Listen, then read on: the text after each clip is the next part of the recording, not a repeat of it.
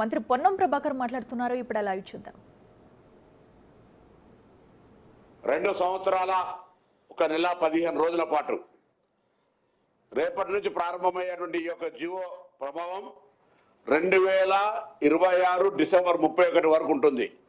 ఈ జియో నెంబర్ 41 ద్వారా తెలంగాణలో ఎలక్ట్రికల్ వెహికల్స్ కానీ అదేవిధంగా ఆ ఎలక్ట్రికల్ వెహికల్స్లో ఉండబడేటువంటి అంటే దాని పరిమితి unlimited. First of all electrical వెహికల్స్కి సంబంధించి పరిమితి అనేటువంటిది లేకుండా ఎందరైనా దానివల్ల కంప్లీట్గా పొల్యూషన్ ఫ్రీ ఆఫ్ హైదరాబాద్ సంబంధించిన విషయంలో చేయాలనే ఆలోచనతోటి ఇందులో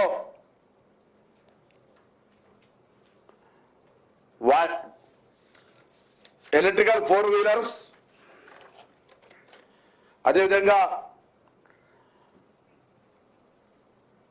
ఎలక్ట్రికల్ 2 వీలర్స్, దాని తర్వాత ఎలక్ట్రికల్ సంబంధించినటువంటి commercial passenger vehicles, taxi or tourist cabs, electrical 4 wheelers private cars, electrical three seater auto rickshaws GHMC non GHMC area, electrical light goods carrier including 3 wheelers goods vehicle GHMC non GHMC area, electrical tractors, electrical buses 100% exemption for the state road tax and registration fee for the entire life of the electrical vehicles operated by the Telangana. ఈ బస్సెస్కు సంబంధించి RTC అదేవిధంగా కొన్ని సంస్థలు ఉన్నాయి. Suppose Reddy labs లేదా ఇతరత్ర కంప్యూటర్కి సంబంధించినటువంటి organisations, ఐటీకి సంబంధించి కానీ ఫార్మా కొన్ని బస్సులు వాళ్ళ సిబ్బంది కొరకు కొనుక్కుంటారు. అటువంటి వాళ్ళు కూడా ఐటీ ఈ ఎలక్ట్రానిక్ బస్సెస్ కొన్నట్టయితే ఎలక్ట్రికల్ బస్ కొన్నట్టయితే వాళ్ళకు కూడా ట్యాక్స్ ఎగ్జంప్షన్ 100% ఇచ్చే విధంగా నిర్ణయం తీసుకోవడం జరిగింది.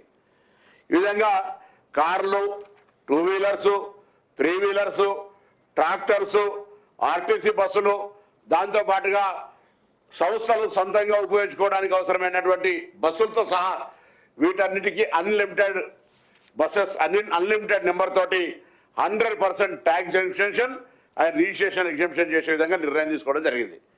ఈ నిర్ణయం వల్ల ఇప్పటికే మనం కాలుష్యాన్ని చూసుకున్నట్టయితే హైదరాబాద్లో 83, పటాన్ చెరువు 82, సంగారెడ్డి 79 పీక్ లెవెల్లో ఉంది.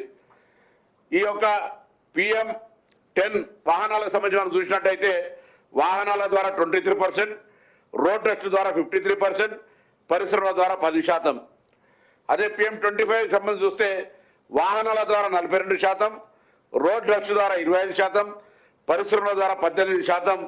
ఈరోజు పొల్యూషన్ ఎఫెక్ట్ అవుతున్నటువంటి సందర్భంగా దీన్ని కంట్రోల్ చేయాలనే ఆలోచనతోటి ఎలక్ట్రికల్ బస్సులకు సంబంధించి ఆర్టీసీ కూడా ప్రాధాన్యత తీసుకొని మొత్తం జెండా నగరాల్లో ఇప్పుడు ఉన్నటువంటి దాదాపు 3000 బస్సుల స్థానంలో గౌరవ ముఖ్యమంత్రి గారు దృఢ సంకల్పం తీసుకొని ఇక్కడ బస్సులన్నిటినీ మార్చాలనేటువంటి నిర్ణయం తీసుకోవడం జరిగింది. కానీ ప్రొక్యూర్మెంట్ ఆఫ్ బస్సెస్ ఎలక్ట్రికల్ బస్సుల తయారీకి సంబంధించిన విషయం లోపల సంస్థల యొక్క సామర్థ్యతకు సంబంధించి కొంత జాప్యం జరుగుతున్నది. దానికి సంబంధించిన కొంత డిస్కషన్ జరుగుతుంది. కాబట్టి దానిపై కూడా తొందరలోనే నిర్ణయం తీసుకోవడం జరుగుతుందనే మాట సందర్భంగా తెలియజేస్తున్నాం.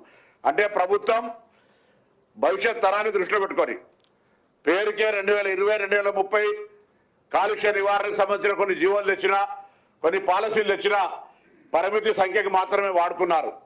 కానీ ఇప్పుడు జియో నెంబర్ 41 ద్వారా ముందరి 2 సంవత్సరాలు దాని అవసరాన్ని బట్టి మళ్ళీ దానికి వచ్చేటువంటి రెస్పాన్స్ని బట్టి లేదా ఇక్కడ ఉండేటువంటి కాలుష్యానికి సంబంధించి దృష్టిలో పెట్టుకొని మళ్ళీ కూడా రివ్యూ చేయడం జరుగుతుంది. ఇప్పుడైతే 2026 డిసెంబర్ 31 వరకు ఈ యొక్క పాలసీ ఉంటుంది. ఈ పాలసీ ద్వారా హైదరాబాద్ పరిసర ప్రాంతాలు జిహెచ్ఎంసీ హెచ్ఎండి అనే కాక తెలంగాణ ప్రాంతంలో అందరికీ కూడా పొల్యూషన్ సంబంధించిన ఒక అవేర్నెస్ వాహనదారులందరికీ కూడా చైతన్యం వస్తుంది.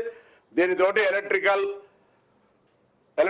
వెహికల్ తయారీదారులందరూ కూడా తమ యొక్క ప్రొడక్షన్స్ ఒక మార్కెటింగ్ సంబంధించి ఇక్కడ ఎక్కువగా కాన్సన్ట్రేట్ చేసే అవకాశం ఉంటే వాళ్ళందరికీ కూడా సూచన చేస్తారు.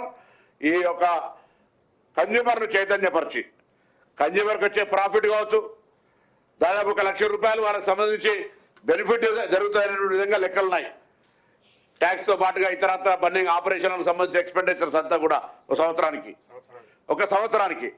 సో ఒక సంవత్సరానికి 1 లక్ష రూపాయలు సేవ్ చేసుకునేటువంటి విధంగా ఉన్నటువంటి పరిస్థితుల్లో మేము తెలంగాణ ప్రజల్ని కోరుతా ఉన్నాం, దయచేసి ఈ వెహికల్ ఆ వెహికల్ కాదు, వెహికల్ బ్రాండ్ మీ ఇష్టం, కానీ ఎలక్ట్రికల్ ఈవీ వెహికల్ ఏది ఉందో ఆ వెహికల్లకు సంబంధించి ఎక్కువ ప్రాధాన్యత ఇచ్చే ప్రయత్నం చేయండి. భవిష్యత్ తరాలకు అవసరమైనటువంటి పొల్యూషన్ నుంచి రక్షించడానికి ఇదొక కార్యక్రమం జరుగుతుంది. అదేవిధంగా రవాణా శాఖ తరఫున ఇప్పటికే 15 సంవత్సరాలు పైబడ్డటువంటి ప్రభుత్వ వాహనాలకు సంబంధించి కానీ ప్రైవేటు వాహనాలకు సంబంధించిన నిబంధనల్లో కొంత సడలింపులు ఉన్నాయి. అది కేంద్రానికి కూడా మళ్ళీ అవసరమైతే లేఖ రాసి ఖచ్చితంగా 15 సంవత్సరాల పైబడ్డ వెహికల్స్ అన్నింటినీ స్క్రాప్ చేసే విధంగా ఒక నిబంధన వస్తే మేము స్క్రాప్ పాలసీ కూడా తీసుకొచ్చినాం. తొందరగా దానికి ఎగ్జిక్యూషన్ ప్రాసెస్లో ఉంది. అది కూడా ఒక స్క్రాప్ పాలసీ ద్వారా కూడా ఈ యొక్క పొల్యూషన్ సంబంధించి ఏదైతే మనం అప్పుడప్పుడు రోడ్ల చూస్తూ ఉంటాం, బండి వెనక కూడా మనం పోలేనటువంటి కాలుష్యాలు ఇచ్చుకుంటూ పోతూ ఉంటాయి. అదేవిధంగా దానికి సంబంధించి ఆటోమేటిక్ టెస్టింగ్ స్టేషన్స్, ఏదైనా ఫిట్నెస్ సర్టిఫికేట్ ఇవ్వాలంటే మాన్యువల్ ఉంది ఇప్పుడు, అది రాష్ట్ర ప్రభుత్వం తరఫున మేము అనుమతి తీసుకొని క్షేత్రస్థాయిలో మా యొక్క టీమ్స్ 4 రాష్ట్రాల్లో తిరిగినాయి. ఏ విధంగా చేయాలి అనేటువంటిది దానికి సంబంధించి ఒక విధానపర నిర్ణయం మీద అనుమతి తీసుకున్నాం. దానికి సంబంధించి విధానపర నిర్ణయం మీద మా స్పెషల్ ప్రిన్సిపల్ సెక్రటరీ గారు వికాస్ రాజు గారు, అదేవిధంగా సురేంద్ర మోహన్ గారు, మిగతా సిబ్బంది అందరూ కూడా ఒక కుటుంబంగా దీనికి ఒక బెస్ట్ పాలసీ తెచ్చే విధంగా చేస్తా ఉన్నాం. దాంతోపాటుగా ఆటోమేటిక్ డ్రైవింగ్ టెస్ట్ కూడా, డ్రైవింగ్ లైసెన్స్ సంబంధించి కూడా మాన్యువల్ అనేది లేకుండా ఖచ్చితంగా నియమ నిబంధనలు చేపట్టాలని ఆలోచన చేస్తా ఉన్నాం. దాంతోపాటుగా మేము గతంలో సొంతంగా 28 రాష్ట్రాలు వాహన సారథిలో ఉంటే ఒక 29వ రాష్ట్రంగా తెలంగాణలో లేకుండే, దాన్ని కూడా వాహన సారథిలో జాయిన్ అయి తెలంగాణ కూడా ఒక అప్గ్రేడేషన్ తీసుకొని మొత్తం ఇండియాతోటి గవర్నమెంట్ ఆఫ్ ఇండియాకి సంబంధించినటువంటి దీంతో లింక్ అయి టెక్నాలజీతో లింక్ అయిపోవడం వల్ల కొంత వెంటనే దేశవ్యాప్తంగా దీనికి సంబంధించినటువంటి ఒక మూవ్మెంట్ దొరికేటువంటి విధంగా ఉంది. దాని తర్వాత పొల్యూషన్ సంబంధించి కూడా ఇప్పుడు మనం దారిలో పట్టి పోతాడు పొల్యూషన్కి సంబంధించిన వెహికల్స్ ఉన్నాయి, వాటన్నిటి వివరాలను తీసుకొని వాటిని కూడా స్ట్రీమ్లైన్ చేసి పొల్యూషన్ అనేటువంటి కంపల్సరీ వెరిఫికేషన్ ఒక పార్ట్ చేసుకొని అటువంటి వెహికల్స్ సంఖ్య పెంచి వాహనదారులంతా కంపల్సరీ పొల్యూషన్ టెస్ట్ చేసుకునే విధంగా అవేర్నెస్ క్యాంప్స్ ఏర్పాటు చేసే విధంగా చర్యలు తీసుకోవడం జరుగుతుంది. అదేవిధంగా ఇప్పుడు అన్నిటికంటే కూడా ఎక్కువ రోడ్ సేఫ్టీ, మేము చాలా సందర్భాలు చెప్పినాం, 160,000 మంది చనిపోతా ఉన్నారు దాదాపు దేశంలో. రాష్ట్రంలో యావరేజ్లో రోజు 20 మంది చనిపోతా ఉన్నారు. రవాణా శాఖ ఒకటే బాధ్యత కాదు, కానీ రవాణా శాఖ ద్వారా రోడ్ సేఫ్టీ మీద అవగాహన కలిగించే విధంగా మొన్ననే గురువారెడ్డి గారి